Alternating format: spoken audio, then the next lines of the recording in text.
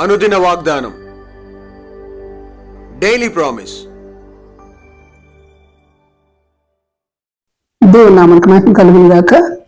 మన ప్రభువు ప్రియరక్షకుడైన యేసుక్రీస్తు వారి శుభనామములో మీకు నా హృదయపూర్వక వందనాలు తెలియజేస్తున్నాను.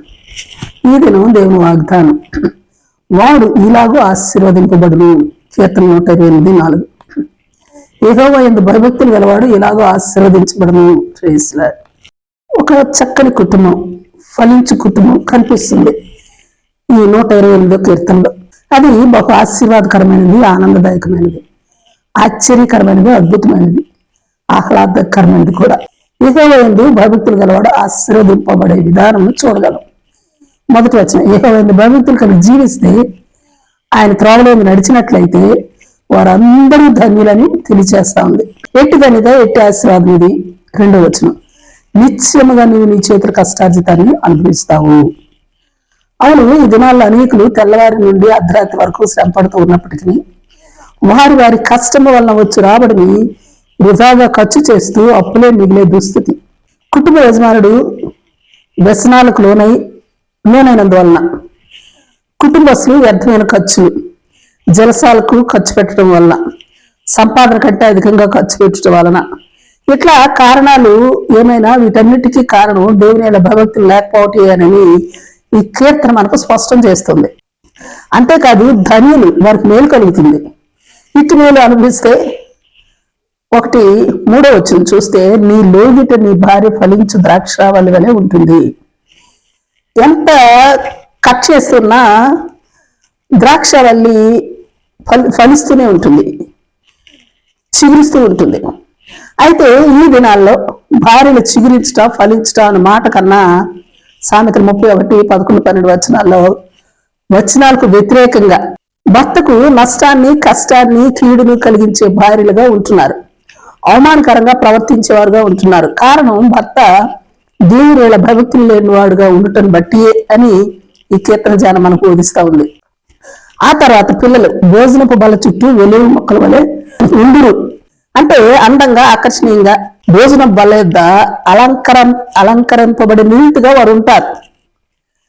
కానీ ఈ దినాల్లో పిల్లలు చెడు అలవాట్లకు లోనై, చెడు స్నేహాలకు లోనై భయం గెలిపేవారు గాను, వారు ఇంట్లో ఉన్నా, వీధిలో ఉన్నా తల్లిదండ్రులు గుండెలు చేతితో పట్టుకుని భయంతో బ్రతకాల్సిన పరిస్థితి మనం చూస్తున్నాం. దానికి కారణం తల్లిదండ్రులు దేవుని భయభక్తులు లేని కారణాన అని ఈ కీర్తన మనకు జ్ఞాపకం చేస్తా ఉంది. అలాగే 5వ వచనం, సియోనులో నుండి యెహోవా నిన్ను ఆశీర్వదించును. సియోను అన్నది దేవుని మందిరం, దేవుని సన్నిధి, దేవుని సహవాసం. వీటికి సాదృశ్యంగా మనం చూడొచ్చు. అయితే కుటుంబ యజమానులు అటు దేవుని సన్నిధికి, దేవుని సహవాసానికి, దేవుని మందిరానికి దూరంగా ఉంటున్నారు.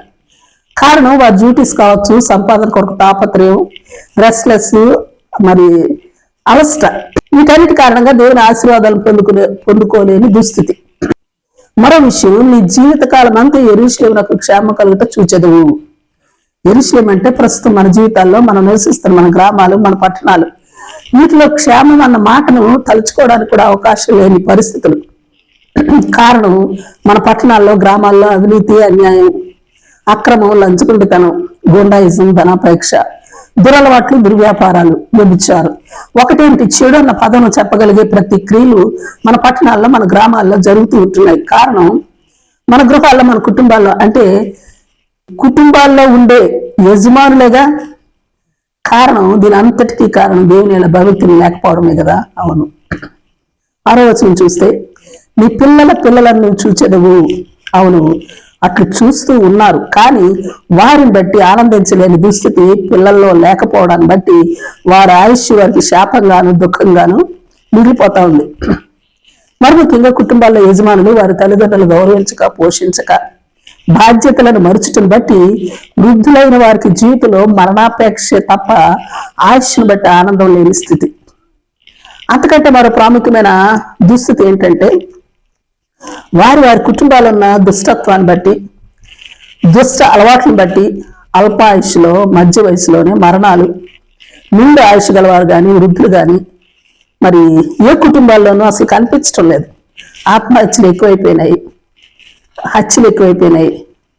ఇలాగా అల్పాయుష్ గలవారుగా అయిపోతున్నారు. ఇంకా చూస్తే ఇశ్రాయేల్ మీద సమాధానం ఉండును గాక. ఇశ్రాయేల్ అంటే ప్రస్తుతం మన ప్రాంతాల్లో సమాధానం, అసలు సమాధానం ఎక్కడ ఉంది?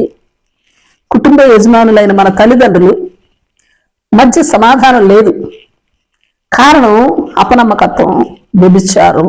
అందును బట్టి భార్యాభర్తల మధ్య విభజన, విడాకులు, వాటి కారణంగానే పిల్లల్లోనూ విభజన, అసమాధానం, కొట్లాటలు, ఆస్తి కోసం తగాదాలు, పదవి కోసం తగాదాలు, స్థలాల కోసం తగాదాలు, కులం కోసం, మతం కోసం తగాదాలు, ప్రాంతీయ తగాదాలు, ఇట్లా రకరకాల తగాదాలు. వీటి వలన దేవుని ప్రజల్లోనూ సమాధానం లేకుండా పోతుంది. వీటన్నిటికీ కారణం కేవలం దేవుని భయభక్తులు లేకపోవడం మూల కారణం. అందుకే మనం అందరం, ముఖ్యంగా యజమానులు, కుటుంబ యజమానులు, యెహోవా యందు భయభక్తులు కలిగి ఆయన త్రోవల యందు నడిచి మనమందరము ధన్యం అవుదాం. దేవుడు అనుగ్రహించు ఈ కీర్తనలోని మేళను అనుభవిస్తూ ఆనందం, ఆశీర్వాదం, ఆహ్లాదం, అద్భుతం, ఆశ్చర్యకరము అయిన కుటుంబాలుగా గొప్ప సంతోష సమాధానాలు, సంతృప్తిని పొంది అలాగున ఆశీర్వదించబడుదును గాక. ఆమేన్. Praise the lord. ప్రార్థన చేసుకుందాం. ప్రేమ నమ్మకం కలిగిన మా పరలోకపు తండ్రి, నీ పరిశుద్ధ నామమునకు స్తుతులు, స్తోత్రాలు.